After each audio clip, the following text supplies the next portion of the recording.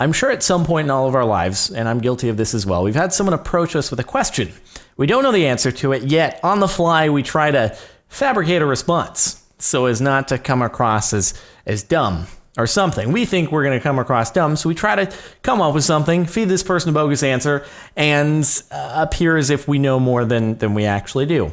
Generally, the person on the other end of this is going to see through that, because when you're making up a response to something, you're generally not saying it in the most convincing fashion, at least the first time around, until you convince yourself of your false fact and then start saying it with great authority in successive occurrences.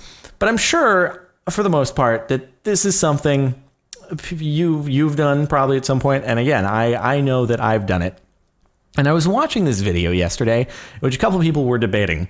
And one person in this debate really didn't know anything about the topics that were being discussed, that the other person who was more of an expert on this thing was talking about.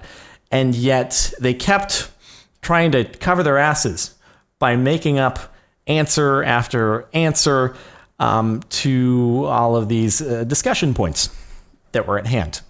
And I was just watching this video going, man, you know, there's no shame in admitting when you don't know something. And I think that comes across to you a little bit later on, like when you're in elementary school, you'll have kids who will tease you if you don't know the answer to something, right? Like that happens, and that's sort of how it gets ingrained into you, is it's like, man, these elementary school kids, my peers, they're ruthless.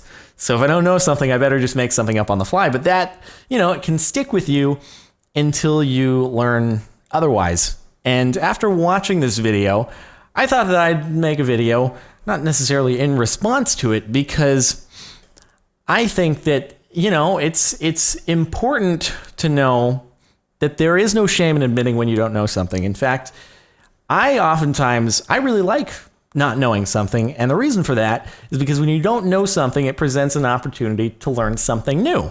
And I don't know about you, but I think part of what makes the world so interesting is that there is so much to learn. I think it would actually be awfully boring if you knew every single fact about everything and there was no more to learn. You'd go through life looking at everything, saying, yeah, I know the answer to that. I know how it works. Yes, you'd probably be fabulously wealthy. You would know everything there is to know about everything, and therefore you could invent the cure to cancer, et cetera, because you know how cancer works and you know what's needed to go into getting rid of it. However, it would get boring after a while. There'd be nothing new to discover. It'd just get very bland. And so, again, if you don't know something, ask a question. Ask why something is the way it is, or ask for the person on the other end, unless they're asking you a question they don't know the answer to in the hopes that you know it.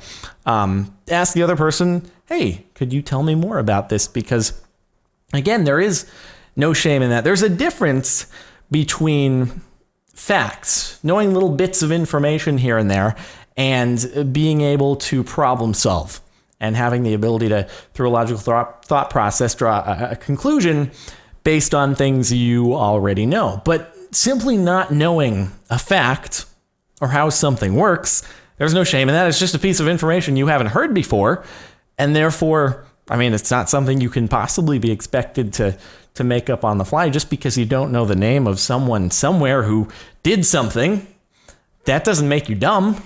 You simply haven't been told that before. And on the other hand, if you're given something to problem solve, right, that if you can do that, that's something to take much more pride in than whether or not you know a fact here and there. Just because you can't answer a Jeopardy question doesn't make you dumb.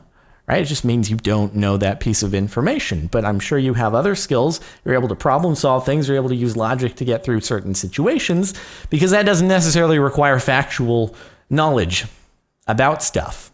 And so I say this because I know a lot of the people watching this may be on the younger side. And when I say younger side, I mean under 18. And on occasion, you may be in a situation where you don't know the answer to something, and your peers or your friends, they give you crap for it. And so you're kind of encouraged next time around to try to make up an answer. And the reason why oftentimes even making up an answer will work is because sometimes the people who are giving you crap for not knowing, they don't know the answer either, but they're like, oh, I should probably know this. I'm just going to laugh, play it off play it off as if, oh yeah, common knowledge. That's totally the case in elementary school. Like if your friends laugh at you for not knowing something in elementary school, they probably don't know the answer either. Just keep that in mind, and you can laugh back at them internally, but you can ask them to explain it to you. And when they can't do that either, you can be like, oh, I can see through your facade there. And just keep in mind that most of the smartest people in the world, they're very good at knowing a specific set of information about a very, very, very specific thing that they are specialized in, but they're not afraid to ask about any other fields that they're not an expert in. For example, I go talk to the smartest scientist in the world. There's a good chance they know absolutely nothing about YouTube. And I could give them a very solid education on many things that they had no idea on before when it comes to YouTube and uploading videos and social media and all of that stuff. There's a very good chance that I know more about that than they do. On the other hand, obviously, they can give me a very, very thorough explaining about many, many things, scientific, whether they're a chemist or a physicist or something. That's their area of expertise, and they can go on for days about everything related to that. But they know their limitations, and they're not afraid to ask.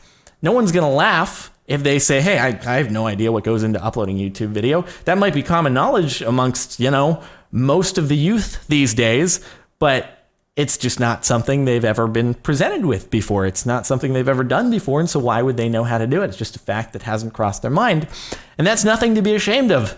And I'm sure they're very happy to learn about it. Usually when I talk to someone who's older, who didn't grow up with YouTube, they're fascinated to find out more about it and what goes into it, and there's no shame in that. And they have no shame in that, obviously, because it's just not something they know about, and so they're going to ask about it. And again, like I said, I think it's something you get accustomed to as you get older, but speaking to an audience sort of on the younger end, it's something that you can get used to at a younger age if you elect to. And again, the more you don't know and the more you ask about it, the quicker you will learn things, and the quicker you will build a repertoire of facts and information that you will then come across as very intelligent about. So that's all I wanted to make this video on. It was just because I watched that video yesterday of the two people talking to each other, and the one guy who just refused to admit when he didn't know something, and I was so frustrated. I was like, God, dude, it's so obvious you don't know the answer, but you're just trying to BS your way through it, and it's so clear. Your cracks are showing all over the place, and you refuse to just admit it. And anyway, I just wanted to make this as a result of watching this video.